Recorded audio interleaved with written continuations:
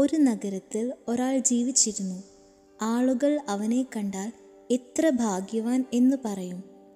അവൻ ധരിച്ചു നടന്ന വസ്ത്രങ്ങൾ സൂര്യകിരണങ്ങൾ പോലെ തിളങ്ങുന്ന ധൂമ്ര നിറത്തിലുള്ള പൊന്നാടകളും വില കൂടിയ പട്ടുനൂൽ കൊണ്ട് നെയ്ത വസ്ത്രങ്ങളും. അവൻ്റെ വീട്ടിൽ ഭക്ഷണം ഒരിക്കലും കുറവായിരുന്നില്ല. പലവ്യഞ്ജനങ്ങളും നല്ല വീഞ്ഞും സുഗന്ധം നിറഞ്ഞ വിഭവങ്ങളും സംഗീതവും കല്യാണ ആഘോഷത്തിൻ്റെ ചിരിയും. ഇങ്ങനെ ദിവസവും അവൻ ആഡംബരത്തിൽ ജീവിച്ചു. ജീവിതത്തിൽ ഒന്നും കുറവില്ലാത്ത ഒരാൾ. പക്ഷേ അവൻ്റെ ഹൃദയം ശൂന്യമായിരുന്നു. അതേ നഗരത്തിൽ തന്നെ ലാസർ എന്നൊരു ദരിദ്രൻ ജീവിച്ചിരുന്നു. വസ്ത്രം പോലും ശരിയായില്ല. ശരീരമൊട്ടാകെ വ്രണങ്ങൾ നിറഞ്ഞു കിടക്കുന്ന ഒരു മനുഷ്യൻ. തനിക്ക് ഭക്ഷണമില്ലാത്തതിനാൽ ധനവാന്റെ വീടിൻ്റെ പടിപ്പുരയിൽ കിടന്നു. ധനവാന്റെ മേശയിൽ നിന്ന് താഴെ വീഴുന്ന കുറച്ച് അപ്പകഷ്ണങ്ങൾ കിട്ടുമോ എന്ന് ആഗ്രഹിച്ചു. പക്ഷേ ആരും അവനെ കരുതിയില്ല. കുറച്ച് നായ്ക്കുട്ടികൾ മാത്രം എപ്പോഴും അവൻ്റെ ഒപ്പം ഉണ്ടായിരുന്നു. അവൻ്റെ വ്രണങ്ങൾ പോലും അവർ നക്കി. ലോകം മുഴുവൻ അവനെ ഉപേക്ഷിച്ചെങ്കിലും ദൈവത്തിൻ്റെ കണ്ണിൽ അവൻ വിലപ്പെട്ടവനായിരുന്നു. ഒരു ദിവസം ലാസർ മരിച്ചു. ജനങ്ങൾ അവനെ കാണാതെ പോയേക്കാം. പക്ഷേ സ്വർഗത്തിലെ ദൂതന്മാർ തന്നെ അവനെ കരുതിക്കൊണ്ട് അബ്രഹാമിൻ്റെ മടിയിലേക്ക് കൊണ്ടുപോയി. കഷ്ടപ്പെട്ട ജീവിതത്തിനൊടുവിൽ അവൻ ആശ്വാസവും സമാധാനവും നേടി. തൊട്ടു പിന്നാലെ ധനവാനും മരിച്ചു. അവനെ അടക്കം ചെയ്തു. ബഹുമാനത്തോടെ വലിയ ചടങ്ങുകളോടെ ആയിരുന്നു. പക്ഷേ മരണത്തിന് ശേഷമുള്ള അവൻ്റെ സ്ഥിതി പാതാളത്തിലെ യാതനാസ്ഥലത്ത് വേദനയിൽ മുങ്ങിക്കിടക്കുന്നതായിരുന്നു. യാതനയിൽ കഴിയുന്ന ധനവാൻ മുകളിലേക്ക് നോക്കി. ദൂരത്ത് അബ്രഹാമിനെയും അവൻ്റെ മടിയിൽ വിശ്രമിക്കുന്ന ലാസറിനെയും കണ്ടു. അവൻ നിലവിളിച്ചു, "അബ്രഹാം പിതാവേ, എന്നോട് ദയവുണ്ടാകണമേ. ലാസറെ അയച്ചു തരാമോ? കുറഞ്ഞത് അവൻ വിരലിൻ്റെ അറ്റം വെള്ളത്തിൽ മുക്കി എൻ്റെ നാവിനെ തണുപ്പിക്കട്ടെ. ഈ ജ്വാലയിൽ ഞാൻ വേദനിക്കുന്നു." അബ്രഹാം ശാന്തമായി മറുപടി നൽകി, "മകനെ ഓർക്കുക, നിന്റെ ആയുസ്സിൽ നീ സുഖവും ആഡംബരവും അനുഭവിച്ചു. പക്ഷേ ലാസർ കഷ്ടപ്പെട്ടു. ഇപ്പോൾ അവൻ ആശ്വസിക്കുന്നു, നീ വേദനിക്കുന്നു.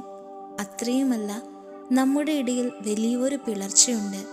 ഇവിടുന്ന് നിങ്ങൾക്കരികിലേക്ക് വരാൻ കഴിയുകയില്ല, അവിടുന്ന് ഇവിടേക്കും ആർക്കും വരാൻ കഴിയുകയില്ല." ധനവാൻ വീണ്ടും അപേക്ഷിച്ചു, "പിതാവേ, ദയവായി ലാസറെ എൻ്റെ അപ്പൻ്റെ ഭവനത്തിലേക്ക് അയക്കണം. എനിക്ക് 5 സഹോദരന്മാർ കൂടെയുണ്ട്. അവരും ഇതേ യാതനാസ്ഥലത്തിലേക്ക് വരാതിരിക്കേണ്ടതിന് അവൻ അവരോട് സാക്ഷ്യം പറയട്ടെ."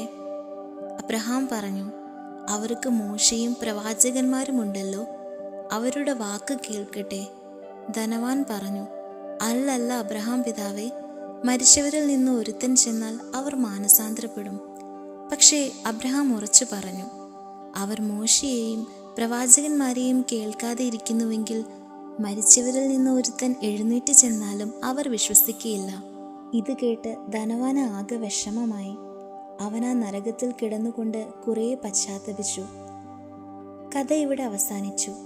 2 മനുഷ്യർ, ഒരാൾ സമ്പന്നൻ, മറ്റൊരാൾ ഒന്നുമില്ലാത്ത ദരിദ്രൻ. 2 വ്യത്യസ്ത വിധികൾ. ഒരുവൻ സ്വർഗീയ ആശ്വാസത്തിൽ, മറ്റൊരുവൻ നിത്യയാതനയിൽ. ഇതൊരു കഥ മാത്രമല്ല, നമ്മൾ ഓരോരുത്തർക്കുമുള്ള മുന്നറിയിപ്പാണ്. ജീവിതം വളരെ ചെറുതാണ്. സമ്പന്നനെയും ദരിദ്രനെയും ഒരുപോലെ മരണം തേടി വരുന്നു. പക്ഷേ മരണം അവസാനമല്ല, നിത്യമായ ജീവിതമുണ്ട്. സ്വർഗവും നരകവും യാഥാർത്ഥ്യമാണ്. ഈ ലോകത്തിൽ നമ്മൾ എങ്ങനെ ജീവിക്കുന്നു, ദൈവത്തോടുള്ള നമ്മുടെ ബന്ധം എങ്ങനെയാണ്, അതൊക്കെയാണ് സ്വർഗത്തിലെ നമ്മുടെ സ്ഥാനം നിർണയിക്കുന്നത്. ധനവാന്റെ പാപം സമ്പന്നനായിരുന്നതല്ല, പക്ഷേ ദൈവത്തോടും മനുഷ്യരോടും അവൻ ഹൃദയം അടച്ചു പൂട്ടുകയായിരുന്നു. വാതിൽക്കൽ കിടന്നിരുന്ന ലാസറിനെ അവൻ കണ്ടില്ല.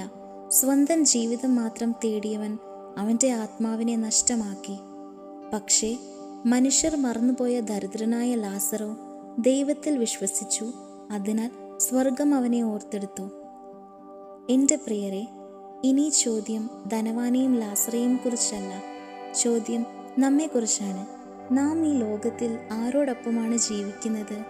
സമ്പത്തിലോ വിജയത്തിലോ സുഖസൗകര്യത്തിലോ അതോ ജീവിക്കുന്ന ദൈവത്തിലോ?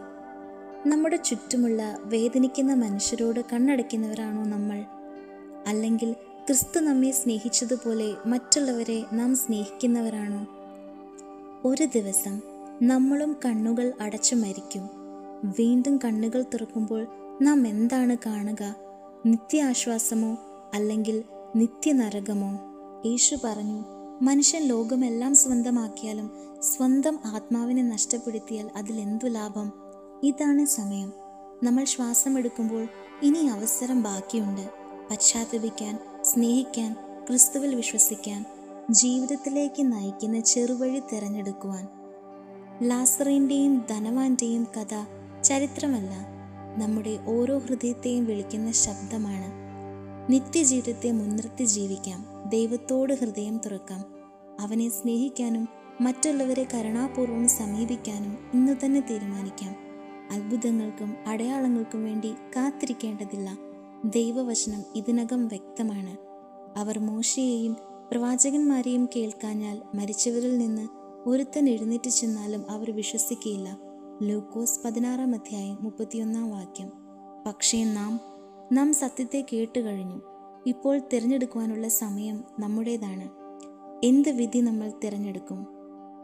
ദൈവം നിങ്ങളെ ഏവരെയും ധാരാളമായി അനുഗ്രഹിക്കട്ടെ.